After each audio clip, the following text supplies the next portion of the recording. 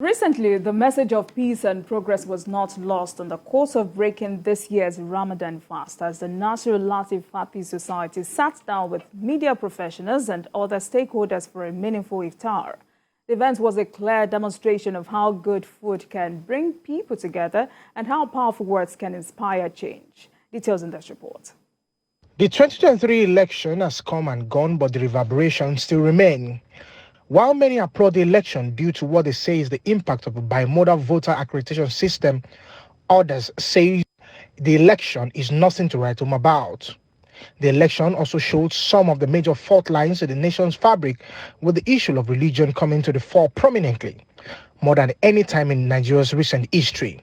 Calls have been made for all Nigerians to come together to gild these fault lines. Many have heeded to the call to bring all Nigerians together once again for the onerous task of nation building. The NASFAT Society, a leading Islamic organization, put together this symposium and iftar program to herald the end of Ramadan with the theme, The Role of Muslims in the Propagation of Religious Harmony, Peace and National Development. On hand to speak on this topic is Dr. Mustafa Ibrahim, resident chief imam of University of Lagos. Dr. Ibrahim, who enjoined Muslims to continue to live by the tenets of the religion, disclosed that this is the surest pathway to stopping religious intolerance and putting Nigeria on the road to peaceful and prosperous nation. You enjoy what is right and forbid what is wrong and believe in Allah. The greatest injustice that a man will do is to disbelieve in his creator. If Allah subhanahu wa ta'ala says you are the best, He told you why you are the best. And unless and until we maintain the reasons behind you are the best, there's no way by which we will be the best. He urged all Muslims to continue to support all peace-building efforts across the country, as only a peaceful nation can experience sustained and lasting development. If we are truly interested in attaining religious harmony and peace better and easier than we have today, then Islamic societies need to facilitate the methodical teaching and preaching of the Quranic aims of human existence. He also urged all Muslims to be steadfast in the practice of Islamic monotheism, adding that they should not forget the lesson of Ramadan. All right, gentlemen. Another admonition, but this time for religious tolerance, especially with what we witness. Yes. Order. Yeah, every religious leader, every community leader, every traditional ruler should be preaching peace and progress. We can't keep bringing out rhetorics that can inflame the country. I'm sure majority of us do not have dual citizenship. You know, even if you can travel easily, it can never be like home. It can't be like this country. This is the only country most of us have.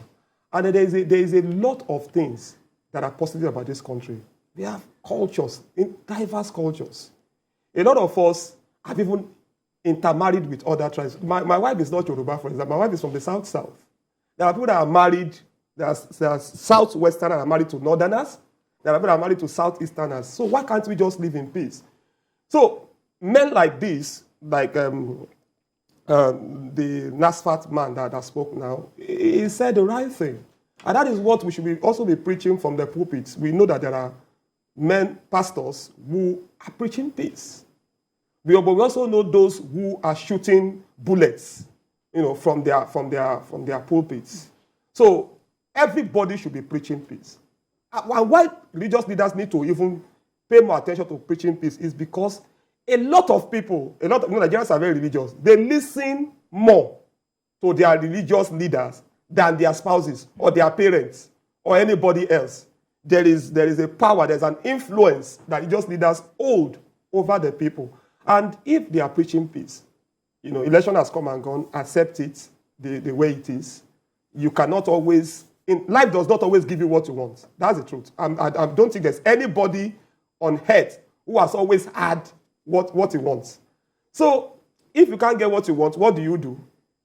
You accept what has come to you, and then you live in peace. And that's the way it should be. All right, Bikio, so this is not the first time we're talking about peace, religious tolerance, unity, and all of that. But it worries me that every election cycle, our politicians would still come, use our diversity to further divide us, and you see Nigerians falling for it.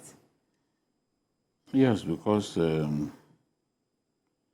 know, a lot of these leaders can do no wrong before their supporters. Whatever the leader says, they accept it, even when they know it's wrong.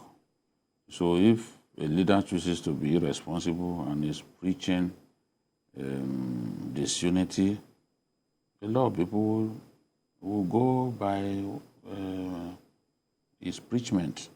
It's the same thing with clerics. Clerics are so influential that people take them like little gods, a god with a small letter G in our country. And that's why governments like to court these religious leaders, because they have a good grip on their people.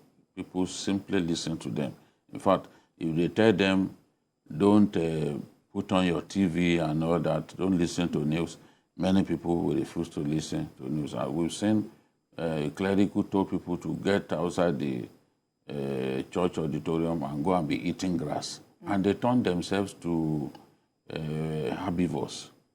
They started eating grass right in the church premises. You know, so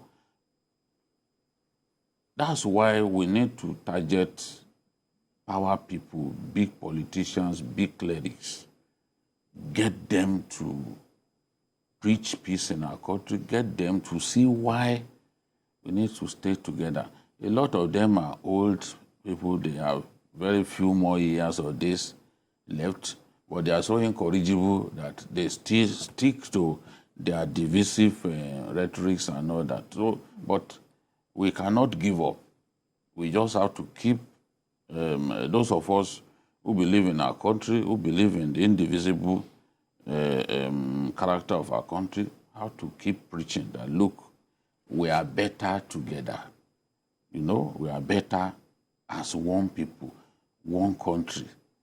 Desmond Tutu looked at South Africa and described South Africa as the rainbow people of God, because they usually call South Africa the rainbow nation. But he called South Africa the rainbow people of God, meaning that they are God's people and they must see themselves as people that God put in that country. That is the message that Tutu conveyed by calling South Africa the rainbow people of God. That means they didn't, it was not by their design that they found themselves there. It was God's design to put them in South Africa. And I believe too that it's God's design to put us in Nigeria where we found ourselves. And we have to continue to preach peace, preach unity, preach religious tolerance and all that. And that way, real progress will happen, because you can't make progress happen when you are pulling in different directions. We don't love one another. We don't want to work together. Everybody focuses on the task of nation building. Definitely, progress will happen. So I'm grateful to the NASFAT leadership for the IFTA that they organized for media managers, and for even bringing the resident imam, a very knowledgeable person at that, from the University of Lagos, who preached to us on the day. And I was part of those who enjoyed the sumptuous meal that came with the preaching. Thank you, gentlemen.